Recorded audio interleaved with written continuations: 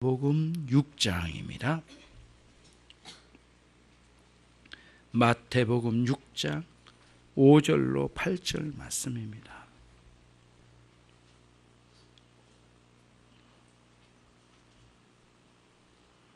제가 읽겠습니다. 또 너희가 기도할 때에 외식하는 자와 같이 되지 말라. 저희는 사람에게 보이려고 회당과 큰 거리 어귀에 서서 기도하기를 좋아하느니라. 내가 진실로 너희에게 이르노니 저희는 자기 상을 이미 받았느니라.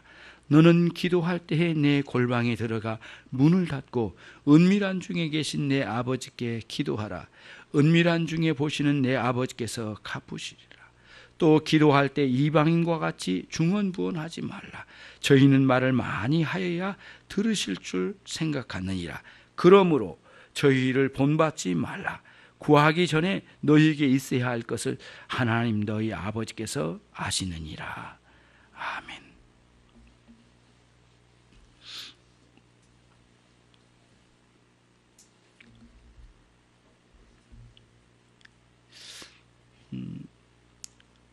죄는 언제나 타락하여 있는 상태의 사람에게만 역사하는 것이 아닙니다. 죄는 이렇게 훌륭한 신앙생활을 한다고 자부하는 사람들 속에서도 죄는 역사하는 법이죠. 그래서 우리의 생활을 신앙생활이라고 하는데요, 신앙생활은 어느 한 부분만이 아니라 일상적인 생활과 우리가 오늘 하고 있는 이 예배생활이 있죠, 전체를 아우러서 우리는 신앙생활이라고 합니다. 그래서 신앙생활은 어느 한 부분만 하는 것이, 이렇게 교회에서만 활동하는 것만 신앙생활이라고 말하기가 어려워요. 사실은 돌아가 보면은 우리 일상생활도 전부가 신앙생활에 속하는 것이에요. 그러나 좀 구별은 해볼 수가 있어요. 이와 같이 예배생활 중심으로 일어나는 교회생활과 같은 일들이 있고, 또 우리가 교회를 나가면 일상에서 감당해야 할 일들을 우리가 하는 일상생활들이 있죠. 그러니까 구별은 되지만 사실상은 교회생활과 일상생활이 나뉘어지지는 않습니다. 이렇게 분리가 잘 안 돼요. 왜냐하면 교회생활하는 이 영향력이 일상생활에 스며들어서 영향을 끼치는 거고, 일상생활에서 하던 일들이 그 영향력이 이 교회생활로 영향을 주기 때문에 상호 서로 영향을 주는 것이기 때문에 어디서 어디까지라고 분리시켜낼 수가 좀 없어요. 그렇죠? 그래서 우리는 전체를 다 우리는 신앙생활이라고 우리는 묶어서 생각을 해야 되겠다라고 하는 것이에요. 그거를 항상 염두에 두시고요. 그래서 신앙생활은 우리 삶의 일부분이라고 보면은 큰 착각에 빠진 거고요, 전부라고 생각을 해야 되겠죠. 그래서 일상생활에서도 거짓이 없다면 교회 안에 와서 예배하는 이 생활도 거짓이 없는 생활로 가야 되겠어요. 양쪽 다 문제예요. 한쪽의 문제만은 아니라, 이런 말씀이에요. 혼자 있을 때도 신앙생활을 하고 있는 것이고, 이렇게 같이 예배할 때 해도 신앙생활을 하고 있는 거죠. 하나라고 하는 것이에요. 그런데 문제는 잘 이제 우리가 구별을 해보면 일상생활에는 적당히 살아가도 될 수 있다라고 하는 생각이 정말 잘못된 것이고, 그리고 예배생활은 남들보다는 더 좀 잘 추스려서 이렇게 더 예쁘장하게 예배하는 것이 옳지 않겠는가라고 생각을 해서, 이런 교회 생활에는 뭔가를 좀 충실하고 일상생활은 좀 가볍게 생각한다면 문제가 있는 것이죠. 물론 긴장이, 또 다른 긴장이 조금 다른 면은 있지만은 내면에 깊이 가지고 있는 하나님을 향한 사랑하는 마음은 동일해요. 그래서 하나님을 사랑하기 때문에 예배하는 것이고, 하나님 사랑이기 때문에 일상생활에서 열심히 주님 앞에 충성스럽게 살아가는 것이에요. 이게 자꾸 일치를 이루면서 양쪽 다 좀 성숙되어져 가는 과정이 신앙생활이 돼야지, 몇 년이 지나도 예배생활이 똑같고 몇 년이 지나도 일상생활이 똑같이 머물러 있고 몇 년이 지나도 숨길 거 숨기고 몇 년이 지나도 거짓말 쉽게 해버리고 막 나가버리면 신앙생활은 거기에 머무르고 파괴적으로 갑니다. 물론 겉으로는 잘 갖춰질 가능성이 많아요. 왜냐하면 종교생활에 익숙해져 있기 때문에. 그러나 속이 무너져 버리는 아주 안타까운 상황이 오는 거죠. 건강한 사람들에게 겉으로 볼 때는 대단히 건강해 보이지만은 속으로 무너진 사람은 굉장히 빠른 속도로 이렇게 죽음을 맞이하는 그런 비참한 상황을 맞이하는 사람들도 있어요.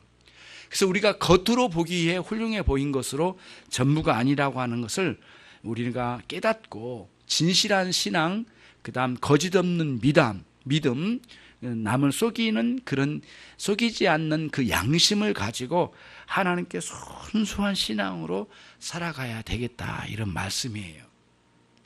우리는 본문의 말씀의 문맥이 6장 1절부터 이미 외식하는 신앙생활의 위험성, 그 거칠에, 그 폐단에 대해서 지금 알아가고 있거든요. 연속적으로. 지난번에는 신앙생활에서 비교적 중심부에서 일하고 있는, 중심부에 자리 잡고 있는 그런 구제하는 생활이 있잖아요. 어려운 사람들에게 도움을 주고 이렇게 하는 일들을 하는데, 오른손이 하는 것을 왼손이 모르게 하라고 할 정도의 말씀을 통해서 심지어는 내가 했음에도 불구하고 내가 그거 가지고 자꾸 자랑스럽게 생각하지 않도록 하기 위해서 오른손이 하는 일을 왼손이 모르게 하라라고까지 아주 극단적으로 주님께서 말씀해 주셨어요. 우리는 뭔가를 해놓으면 내 스스로가 자랑스러워해서 하나님께 감사하는 것보다는 하나님께 감사할 시간에 내가 그걸 자랑스러워한 때가 많아요. 그런 방식으로 신앙생활을 하는 것은 오른손이 하는 것을 왼손이 모르게 하는 방식으로 하는 것과 달라요. 그리고는 자꾸 내가 하는 것을 자랑스러운 쪽으로 가요. 그때에는 어떤 현상이 일어나냐면은 내가 내 자신이 자랑스러워하는 마음이 내 안에 일어나기 시작하면은 하나님께 감사함이 삭제돼요. 예. 그래서 하나님께 찬양하고 하나님 때문에 하고 하나님을 사랑함으로 하는 그 동기가 사라져버리고, 내가 잘났고 내가 했기 때문에 뭔가 뻐기고 싶고 누가 알아줬으면 좋겠다고 하는 그 기다림이 내 안에 있어요. 그때는 하나님께 감사하는 마음의 기다림이나 하나님을 그리워하는 마음이나 하나님을 사랑하는 마음이 내 안에서 삭제되는 일들이 많이 일어나요. 그런 현상 속에서 일어나는 일들의 결과가 뭐냐면은 은혜가 사라져요. 하나님 내게 허락해 주신 은혜가 있잖아요. 그 은혜가 자꾸 무너지는 거예요. 그리고는 늘 신앙생활의 형식을 갖추는데 매몰되어 버려요. 그러니까 내가 내 자신을 속여버리는 데까지 나가버린 거예요. 내가 그렇게 10년, 20년을 신앙생활을 했는데도 자꾸 남의 보여주기식의 신앙생활로 자꾸 가버린다는 말이에요. 그거는 너무 안타까운 신앙생활이에요. 그렇게 오랜 세월 동안 신앙생활을 했다고 했지만은 종교생활에 그 거칠에 익숙해져 버리고 자기 안에 진실한 마음으로 하나님을 사랑하는 데는 멀어져 버리는 결과가 나아져요. 그러니까 너무 충격적이고도 그렇게 신앙생활을 오래 했다고 하는 사람들 속에 죄가 자기를 잡아서 삼키는 순간까지라도 자기가 어떻게 된지를 몰라요. 예. 그래서 심지어는 목회자, 교회 중직자가 도덕적인 추락으로 떨어지는 것을, 도덕적인 타락으로 추락하는 것을 보는 것이 다 그런 현상에서 일어나는 거예요. 다 그런 속에서 매몰되어 있는 거예요. 겉으로는 찬양 열심히 잘하죠. 기도 잘하지요. 설교 잘하지요. 목회 잘하지요. 겉으로는 아름답죠. 도덕적으로 폼을 잡지요. 정말 대단해 보이죠. 능력 많아 보이고 재능 많아 보이고 지혜롭고 대단해 보이지만은 속에서는 악랄한 방식으로 자기 자랑에 매몰되어 있는 사람들은 하나님의 은혜를 사모한 사람들이 아니에요. 자기를 알아주기를 원하는 사람들. 그 사람들은 죽은 신앙을 면치 못할 거예요. 예. 회칠한 무덤에 불과하죠. 안에는 송장이 썩어 있고 시체가 썩어 있지만은 겉으로는 잘 페인팅 잘해서 좋지요. 보기 좋아요. 아름다워요. 예쁘장해요. 아름다운 꽃도 있겠죠. 잘 치장했기 때문에. 이거는 거칠의 신앙에 멸망으로 치닫는 사람들의 행태예요. 여러분과 저는 그것과 싸워가야 되겠어요. 반드시 싸워가야 돼요. 진실한 신앙이 아니면은 아니라고 말씀드려야 돼요. 그리고 여러분 스스로가 내가 내 속에서 내 자신의 자랑스러움으로 신앙생활을 진행하고 있다면 이건 아니라고 딱 그어버릴 수 있는 그런 용기가 여러분 안에 이 시간 일어나기를 바랍니다. 그건 하나님의 은혜의 용기예요. 반드시 그래야 돼요. 그거를 주님께서 말씀해 주고 계셔요. 그래서 예배 생활 중심적인 그런 생활에 있고 또 일상적인 생활이 있는데 비교적 예배 생활에 가까운 생활 중에 하나가 기도 생활이에요. 그런데 그 기도 생활은 굉장히 종교적으로 대단해 보이는, 겉으로 볼 때는 그렇지만 이 부분이 속으로는 썩어버릴 수가 있다는 거예요. 주님은 그거를 말씀해 주신 거예요. 그래서 기도할 때에도 너희는 외식하지 말라고 말씀해 주셨어요. 외식이라고 하면 밖에서 식사하는 건 아니죠. 그렇죠? 예. 집밥만 먹다가 밖에서 간혹 한 번씩 외식하고도 싶잖아요. 그런 게 아니고 여기서 말하고 있는 외식은 겉으로 포장해서 더 잘 보여지게 꾸며내는 것, 이것이 외식입니다. 예. 거칠애라고 그래요. 속은 진실하지 않고 거칠애로 신앙생활을 하는 건데 기도 생활에도 그런 일들이 일어난다는 거예요. 예. 그거를 오늘 여기서 이야기해 줬어요. 이런 일이 왜 이렇게 일어나는가라고 하는 것을 먼저 말씀을 드리고 그 다음으로 넘어갈게요. 건강한 몸을 가진 사람은 곧바로 죽음을 맞이하지는 않을 거예요.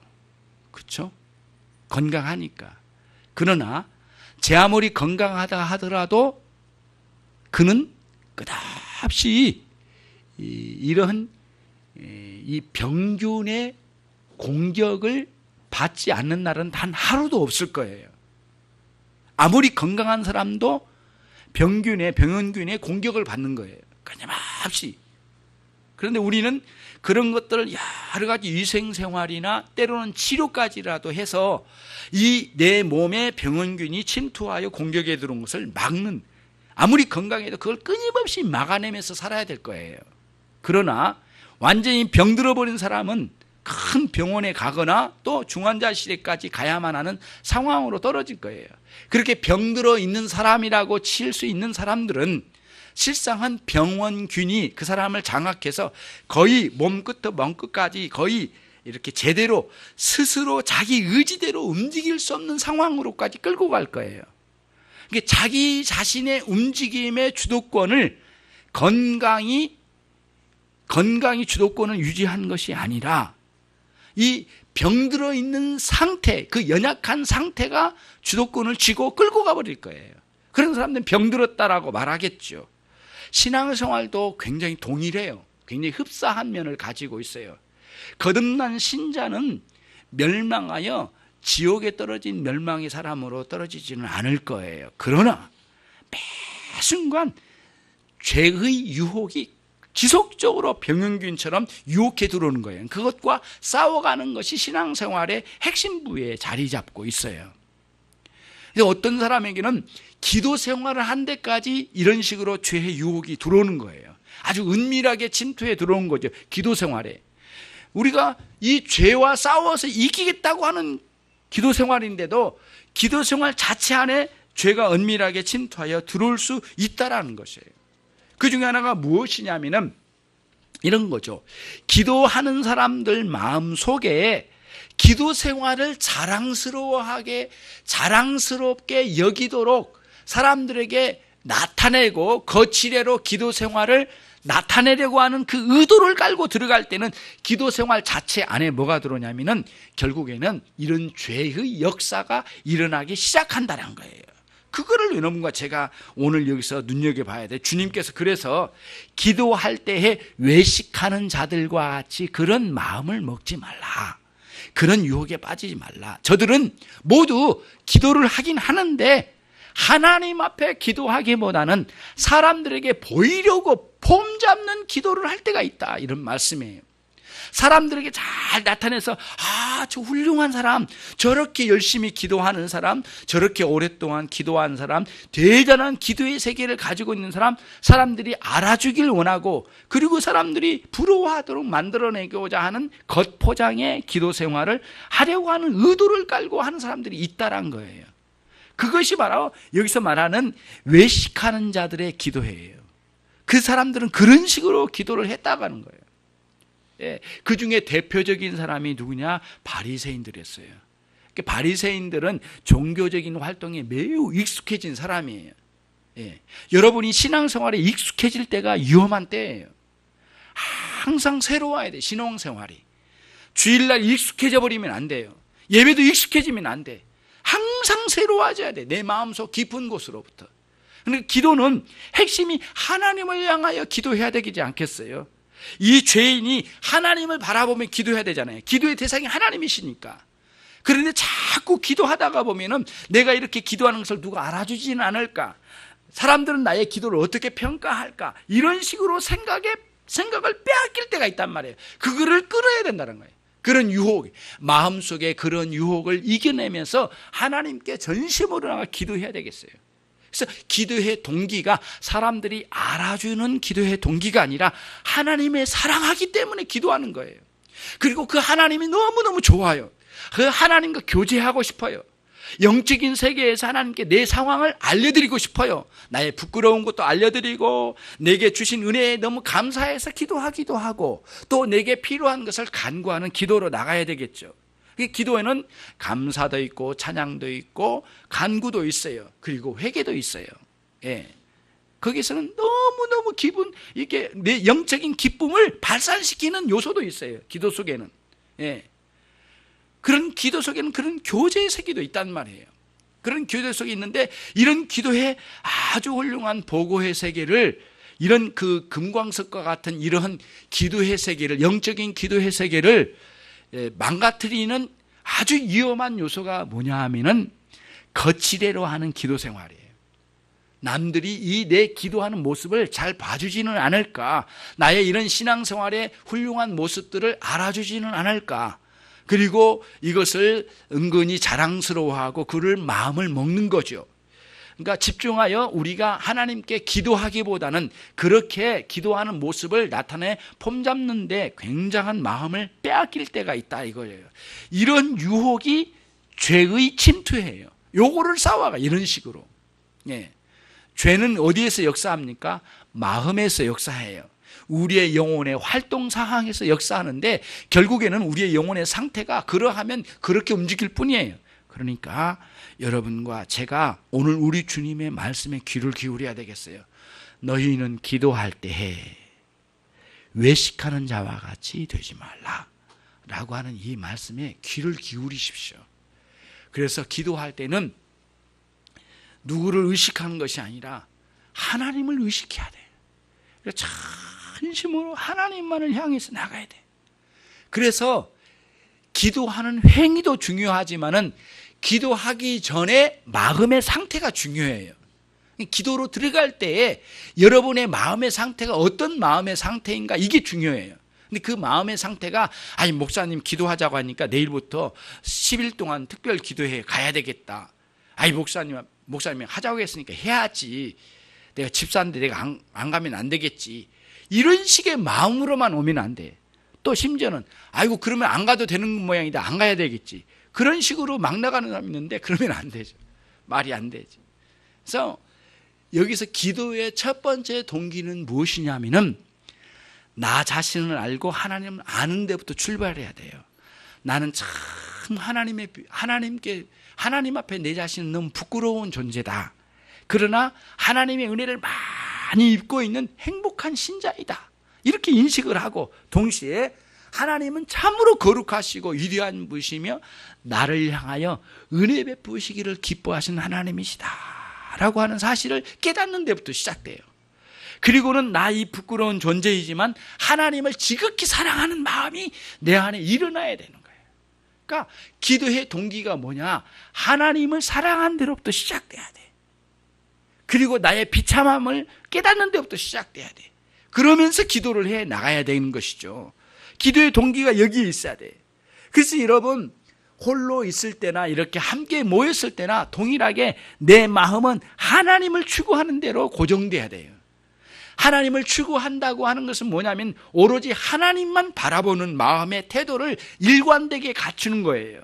그리고 이 하나님을 추구한다는 것은 어느 한순간만 그런 마음 먹고 돌아서는 게 아니라 지속적으로 하나님을 바라보는 그런 마음으로 나가는 거 하나님 추구함이에요. 오로지 내 영혼의 상태는 하나님을 바라보면서만 회복될 수 있다는 확신 속에 하나님을 추구하는 신앙생활로 가야 되겠어요. 그런 마음의 태도를 갖추면 내 안에서 일어나는 기도의 동기가 올바르게 세워지는 것이죠. 누군가에게 보여주는 것도 아니고, 누가 와락해서 오는 것도 아니고, 내 마음에서 이렇게 솟아오르는 하나님을 향한 사랑의 마음이 일어나서 나오는 기도로 뻗쳐나가야 되는 것이에요. 이게 기도의 올바른 동기가 돼야 되거든요. 그리고 나의 이 비참한 상황, 나의 부끄러운 상황, 이걸 깨닫고 깊이 아쉬워하고 아파하며 하나님께 나가는 거죠. 그리고 하나님의 은혜를 간절히 사모하고 우리 하나님과 만남을 갖고자 하는 그 열망이 우리 안에 이렇게 타올라서 하나님께 나가는 기도가 돼야 되겠죠. 그래서 하나님을 사랑해야 돼요. 하나님을 사랑해야 돼요. 그리고 일상생활에서는 하나님을 그리워해야 돼요. 하나님을 향한 그리움이 막 일어나야 돼요. 그리움 때문에 견딜 수 없는 마음, 그게 우리 안에 있어야 된단 말이죠.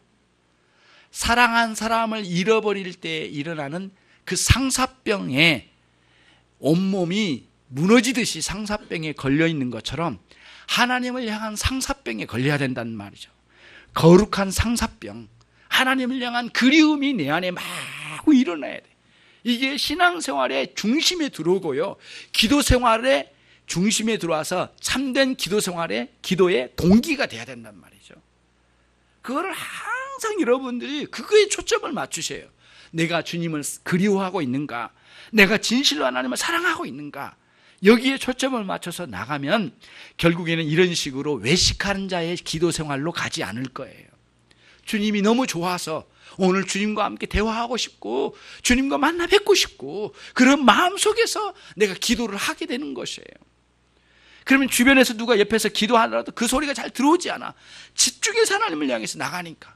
그러면서 주님의 뜻을 알고 주님을 알게 되니까 주님의 뜻이 무엇인지를 알고 그 뜻에 맞춰서 기도할 수 있는 힘이 생겨나게 되는 것이에요. 그래야 되거든요. 그게 우리들 안에 있어야 돼요. 그런데 이러한 올바른 기도의 동기를 망가뜨리는 강력한 요소가 뭐냐? 자기 자랑이에요.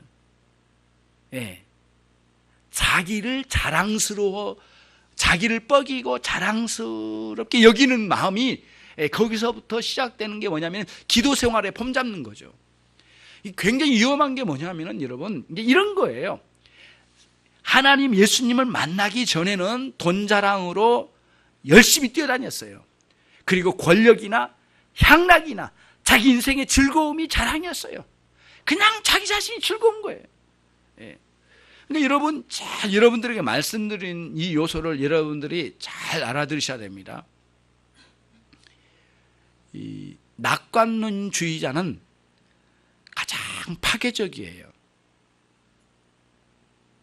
낙관론이 아니라 낙관론주의자는 무척 무서운 거예요. 이래도 흥 저래도 흥 모든 게 좋다 이거예요. 그거는 인생에 가장 파괴적이에요. 왜냐하면 인간이 그 낙관론으로 갈 수 없거든요. 낙관론적으로 갈 수 있지 않아요. 정말 인간은 너무너무 슬픈 존재이고 사실은 인간이 너무 비참한 존재예요. 오로지 우리의 이 비참한 상황을 뛰어넘을 수 있는 길은 하나님이에요. 하나님만이 우리에게 위로가 되신 거예요. 유일한 위로가 되신 거예요. 하나님 바라봐야 되거든요. 너무너무 낙관론적으로 가신 분들은 기도를 말살시켜요. 절대 기도하지 않아요. 기도할 이유가 없거든요. 잘 돼갈 텐데 뭐를 기도하냐 이거죠. 다 이루어지고 있는데 뭐가 문제냐 이거죠. 이런 식으로 낙관론주의자들은 기도하지 않아요. 그리고 인생을 하나님께 맡기지 않는 사람들은 결코 기도할 수가 없어요.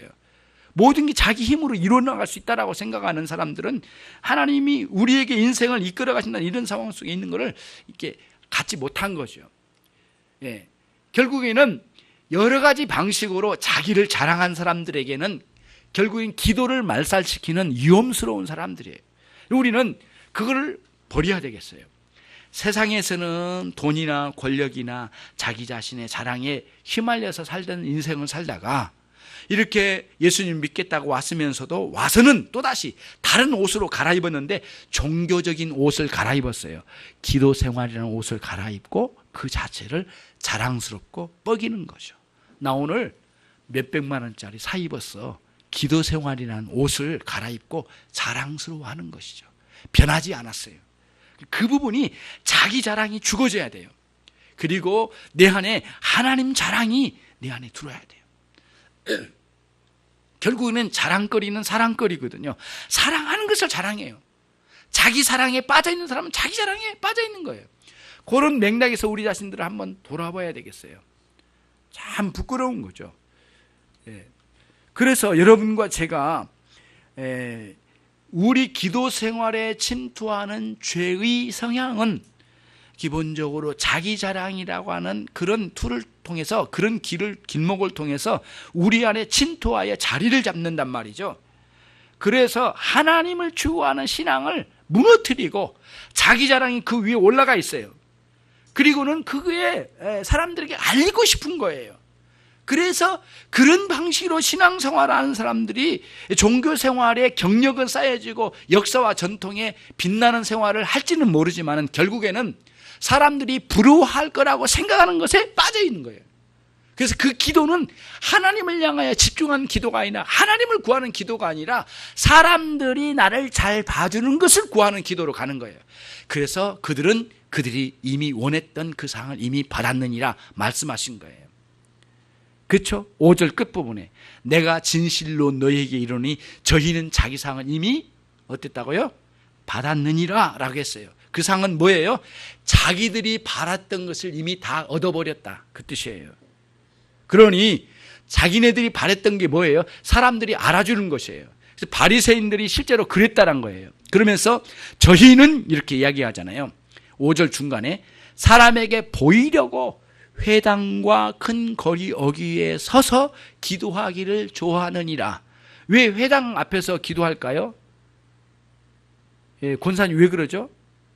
집사님 왜 회당 앞에서 기도했을까요? 그 사람들이 많이 보고 있는 중에 있을 거라고 생각하니까 할 수만 있으면 사람들이 많이 봐야 된단 말이죠. 예. 그러니까 시장바닥처럼 사람들이 많이 다니는 그 거리 오기위에서 서서 숨어서 기도하는 게 아니에요. 사람들에게 막 나타내려고 하는 의도를 가지고 기도했다는 거예요.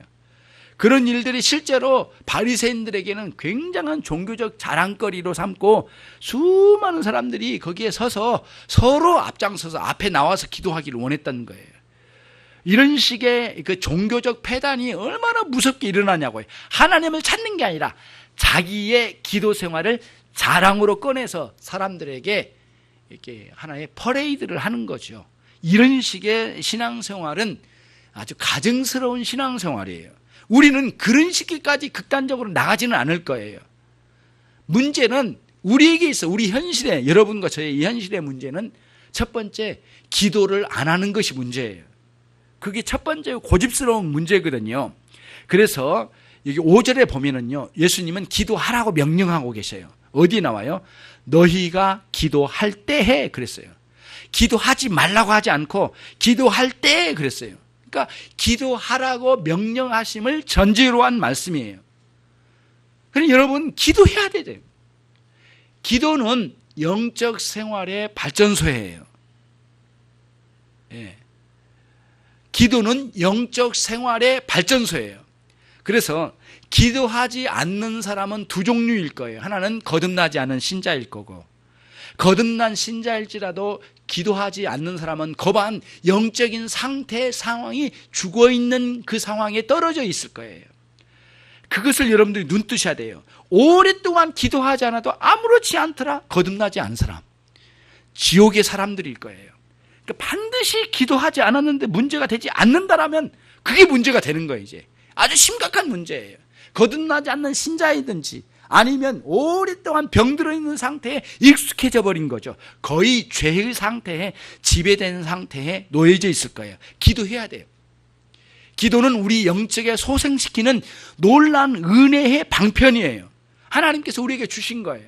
하나님 말씀을 통해 깨달음을 통하여 하나님이 누구시고 인간이 누구인지를 깨닫게 해주신 말씀을 통하여 주시는 은혜의 역사도 있지만은 또 그 말씀의 깨달음을 깊이 묵상으로 끌고 가서 기도하지 않은 그런 견딜 수 없는 마음으로 하나님을 향하여 사랑이 일어날 때에 기도의 자리에 들어가요. 기도의 자리에 들어가면은 거반 죽을 것 같은 상황에 놓여져 있는 영적인 상태도 살아나는 놀라운 역사를 일으켜 주실 거예요. 기도해야 돼요. 기도하지 않으면 영적 죽음을 면치 못해요. 반드시 기도해야 돼요. 예, 어려운 일이 생겨나면 기도하라는 메시지로 반드시 이해를 해야 돼요. 다른 거 이해하지 마세요. 기도하라는 메시지로 이해해야 돼요. 그리고 기도의 자리로 나가야 돼요. 기도를 실천해야 돼요. 예, 반드시 기도해야 돼요. 인생의 여러 가지 문제를 앞에 두고 기도하지 않으면 안 돼요. 될 거라, 내 힘으로 이룰 거야 라고 하는 사람들은 하나님과 동행하기를 싫어하는 사람들이 속하는 사람들이에요. 반드시 기도하는 생활로 돌아온 여러분들이 되시길 바랍니다. 여러분은 기도의 사람들이에요. 여러분들은 일생 동안 기도의 사람이에요. 기도를 놓치면 신앙생활의 생명줄을 놓치는 사람들이에요. 기도해야 돼요. 여러분의 영적인 창고에 전체가 텅텅 비어버리고 있어도 다 썩어 뭉그러진 음식만 있다면, 여러분의 영적인 냉장고에 다 썩은 음식만 있다면 어떻게 꺼내다가 여러분들이 실제적으로 손님 접대하고 어떻게 하려면 이 냉장고에 음식이 살아 싱싱해야 되잖아요. 수년 동안 썩은 음식이 다 집어넣어놓고 냉장고에 있다라고 말한다면 그 사람들은 거짓말장이에요. 꺼내서 먹일 수 없는 상황에 놓여질 거예요. 주변에 사람들이 엄청나게 시험을 들어 떨어졌는데 뭐 한마디 할 수 없어요. 너 왜 그러냐? 대충 이 정도뿐이죠. 아이고 안 됐네. 이 정도뿐이죠. 말할 수 있어야 돼요. 능력이 없어요. 의욕도 없어요. 사람이 지옥에 가든 뭐 하든 의욕이 없는 거죠.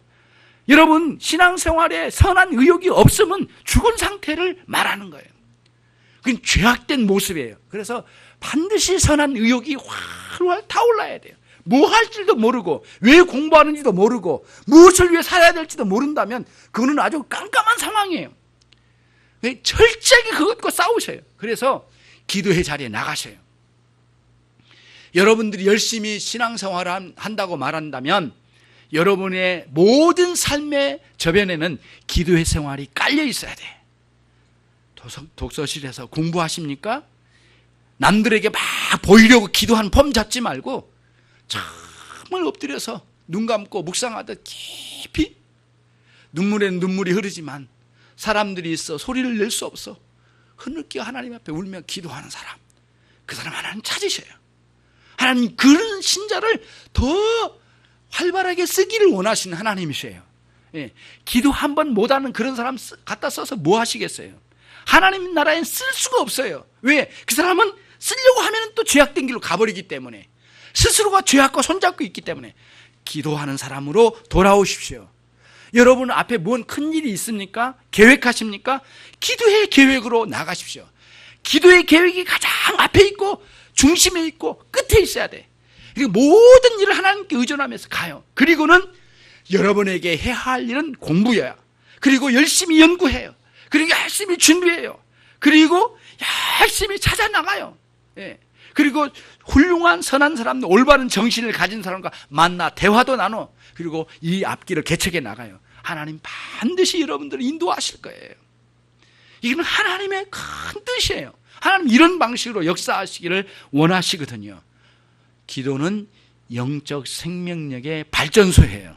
만약에 기도를 놓치면 여러분 생명력 있는 신앙생활을 절대 이룰 수가 없어요. 항상 거기에 머물러 있는 거죠. 기도 생활로 돌아오시기를 바랍니다. 무엇을 계획하고 생각하고 실행하더라도 기도가 그 중심에 들어와 있는 여러분들이 되시기를 바랍니다.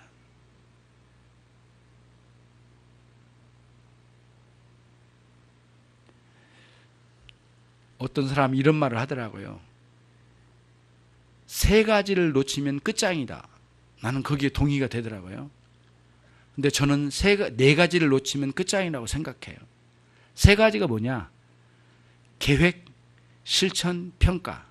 계획, 실천, 평가. 아침에 계획된 대로 준비하고 하루 종일 실천하고 돌아와서 잠들 때는 평가. 계획, 실천, 평가. 계실평. 이거 없이는 거반 죽은 삶이에요. 신자의 삶. 계속 계획, 실천, 평가, 계획, 실천, 평가, 계획, 실천, 평가. 계속 반복이 나가는 거예요. 그런데 그냥 머물러 있는 계획, 실천, 평가가 아니에요. 우리는 그 계획, 실천, 평가에 영적인 생명력을 불어넣어야 돼요. 뭐겠어요? 오늘 주제? 기도해야 돼. 기도, 계획, 기도, 실천, 기도, 평가. 계속 기도가 거기에 이렇게 흘러가야 돼. 생명줄처럼.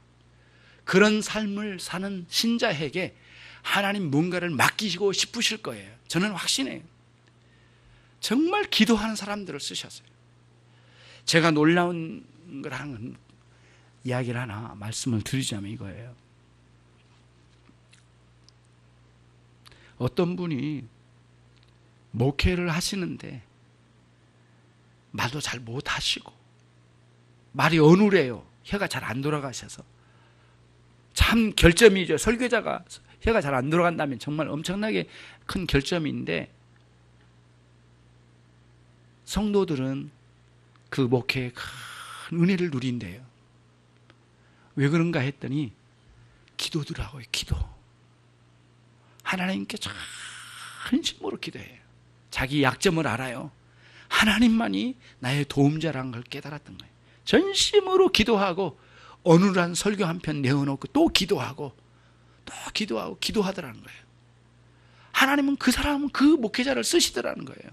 잘나고 학벌 좋고 대단한 사람들이 주변에 널브러져 있는데 유난히도 그 동네에 그 기에 있는 성도들만 은혜를 누리더라는 거예요. 여러분, 이거는 실제 있었던 이야기예요. 제가 예화 들은 건 거의 실제 없는 예화는 거의 안 듭니다. 거의 없어요. 실제로 있었던 이야기예요. 그 주변에 있는 목사님이 그분 기도하는 그 목사님에 대해서 이야기를 들려주는데 그 목사님 말을 해도 제대로 못해. 이렇게 말을 해도 잘 못하신 분인데 잘 못 알아들을 정도래. 그런데 그렇게 성도는 은혜를 받고 산대. 하나의 특징이 있대요. 진실하면서도 꼭 기도하는 사람이래. 그분은. 여러분들의 삶에 겉으로 화려해 보일지 모르지만은 그것을 만족할 수 없어요. 그렇죠? 좀 남들이 보기에는 화려하지 않고 그렇더라도 여러분 내면 깊은 곳에는 하나님을 향한 뜨거운 기도의 세계를 가지셔요. 밤에 일하십니까? 기도로 시작하셔요. 예. 또 여러분들이 일하는 장소가 어디입니까? 기도로 시작하셔요. 예. 직장에 안 믿는 사람들이 많고 돼지 머리를 잘라다 놓고 이렇게 제사를 지냅디다 이런 직장에 다니면서 되겠습니까? 이런 식으로 말하는 사람들이 있는데 그 자리에서 기도하는 사람으로 승리하셔요. 예. 예. 그래야 되지 않겠습니까? 다니엘처럼 그 불신앙의 세계에 들어가 있는데 거기서 기도했잖아요. 하나님은 그런 분을 쓰실 거예요. 반드시. 그래서 먼저 기도해야 된다는 것, 그 다음 기도로 들어간 다음에는 이제는 정말 익숙해지면 안 돼. 기도해. 한 번 할 때마다 기도가 익숙해지질 않아. 너무 새롭게 기도해져요. 어려워요. 그리고는 우리 육적인 힘으로는 기도가 안 돼. 반드시 영적인 깨어남을 통해서 기도해야 되는데 먼저 준비된 하나님을 향한 사랑의 마음이 그 성실함을 불러일으키게 만들어줄 거예요. 예. 그런 마음의 태도로 하나님께 나가요. 그래서 기도를 정말 기도의 사람이 되기를 원하는 첫 번째로 기도하기를 원하는 사람이 뭐냐면 아까 제가 말씀드린 것처럼 하나님을 사랑하는 마음이 불같이 일어나야 돼. 그리고 하나님을 그리워하는 마음이 불같이 일어나야 돼. 그런 방식으로만 결국에는 우리의 기도가 회복될 수가 있어요. 기도를 뭔가 막 해대려고 하기보다는 하나님을 사랑하는 마음이 내 안에 있는가? 하나님 누구시고 나는 누구인가? 깊이 알아간 속에서 기도해야 돼요. 물고기는 물 밖에서 살 수 있을지 모르지만 거듭난 신자는 기도 없이는 살 수 없어. 이것이 오늘 핵심이에요. 그거를 꼭 아셔야 되겠어요. 기도 없이 산다는 사람은 산 사람이 아니야. 이렇게 우리가 아예 규정을 지어버리자고요. 기도 없이 사는 신자는 신자가 아니야. 예, 산다고 했지만 사는 것이 아니야 라고 규정을 하고 기도의 삶으로 나아가는 여러분 되시길 바랍니다. 예. 예, 여러분 안에 하나님을 향한 사랑 없으면 뭘로 드러나요? 원망, 불평, 걱정, 염려, 온갖 세상에 가장 극단적인 부끄러움을 다 끌어다가 마음에 집어넣고 무슨 사랑이 있겠어요? 하나님을 사랑한 사람들은 내게 수많은 피해를 준 사람이 널브러져 있더라도 원망, 불평, 염려, 걱정이 아니라 감사로 하나님께 아뢰일 수 있는 사람들이 돼요. 그래서 바울 사도가 그랬잖아요. 아무것도 염려하지 말고, 빌립보서 4장 6절, 아무것도 염려하지 말고 기도와 간구로 감사함으로 하나님께 아뢰라. 그리하면 7절, 그리하면 지각에 뛰어난 하나님의 평강이 너희 마음과 생각을 지키시리라. 영혼을 지켜주신다는 그 뜻이에요. 지켜주셔서 이끌어 가실 거예요. 반드시 여러분들 이끌어 가실 거예요. 거기서 그 기도 속에서 하나님을 크게 만나는 여러분 되시길 바랍니다. 특별히 기도에 있어서 중요한 하나의 요소를 말씀드리고 다음으로 넘어갈게요. 기도할 때 이렇게 뜬구름 잡는 기도는 하지 마세요. 그렇게 하지 마시고 기도를 먼저 내놓기보다는 기도를 받으신 하나님을 그리워하는 마음으로 생각을 많이 해요. 내 인생을 하나님 여기까지 인도해 주신 하나님에 대해서 구체적으로 생각을 해나가세요. 그거를 내가 위험할 때, 가장 위태로울 때 나를 건져주신 하나님, 내가 오늘 이 시간 60조 개의 세포가 움직이며 호흡하며 살아있는 이 상황도 하나님의 은혜로구나 라고 생각을 하시고 감사하셔요. 예. 그렇게 생각을 많이 하셔요. 그리고 나는 얼마나 부족하고 천한 존재인가, 하나님의 높으심에 비하면 나는 버러지 같은 존재인데 하나님 나를 하나님 자녀 삼아 주셨다니 이거는 정말 엄청난 역사로구나. 깊이 감사하고 감사하면서 그런 생각을 꼬리에 꼬리를 물고 정말 이렇게 나가는 거예요. 그런 묵상으로 나가요. 하나님에 대해서, 내 자신에 대해서 이 묵상이 서로 교차적으로 오가면서 내 묵상이 이렇게 성숙되어져 가는 거예요. 그러면 자연스럽게 내 마음에 기도가 쏟아져 나오는 거예요. 이게. 기도가 나오는 거예요. 그래서 그런 내용들을 잘 갖춰가기 위해서는 중요한 건 뭐냐면 말씀으로 돌아가야 돼요. 말씀. 예, 지나간 말씀, 그냥 기록된 말씀이 아니에요.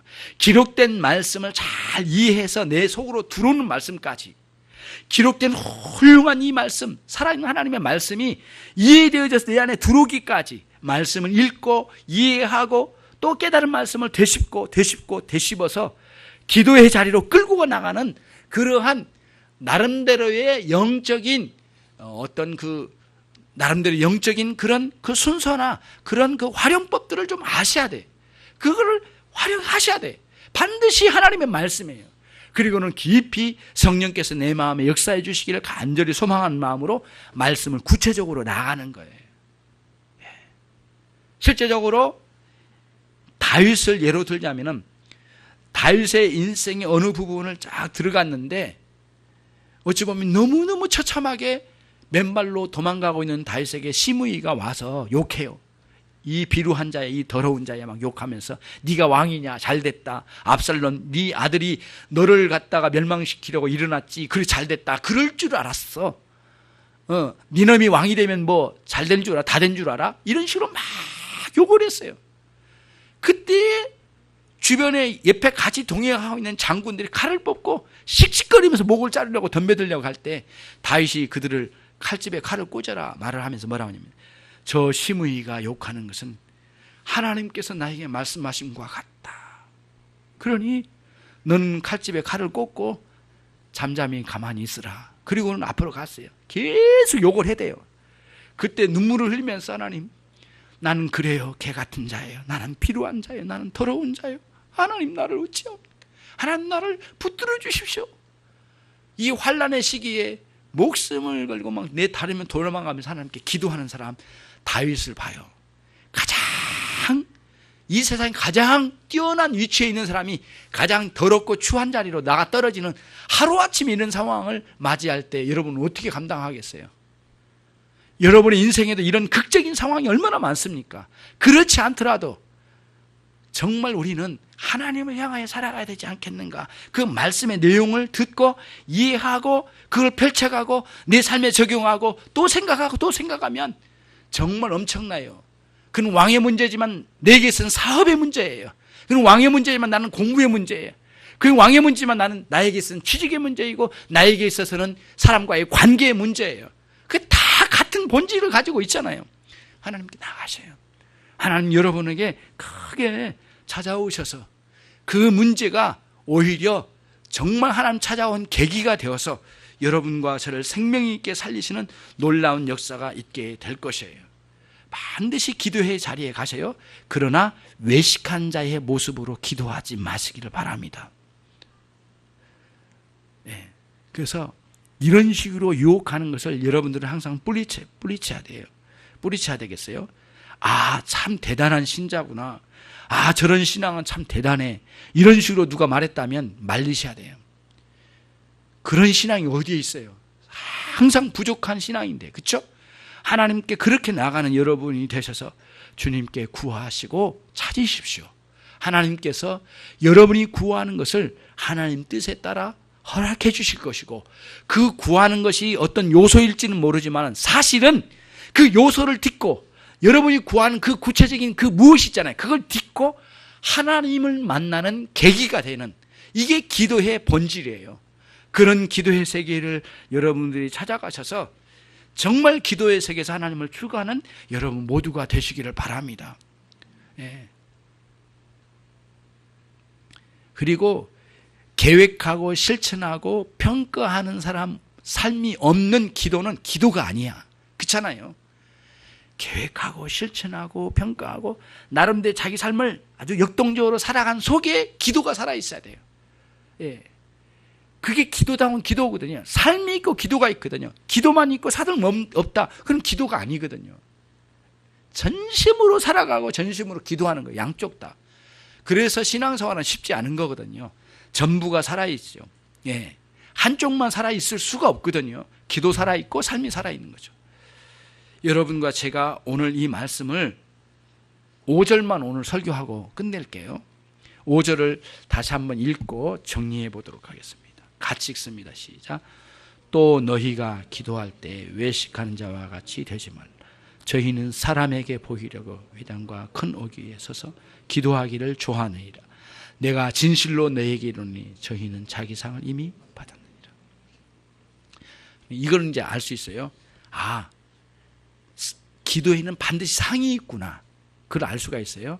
그런데 거칠에 외식하는 신자들의 기도는 자기 자랑거리를 내세웠으니까 이미 끝난 거고, 그러나 하나님께 집중한 사람들은 상을 받는데 어떤 상을 받을까요? 상 중의 상은 하나님이셔요. 그래서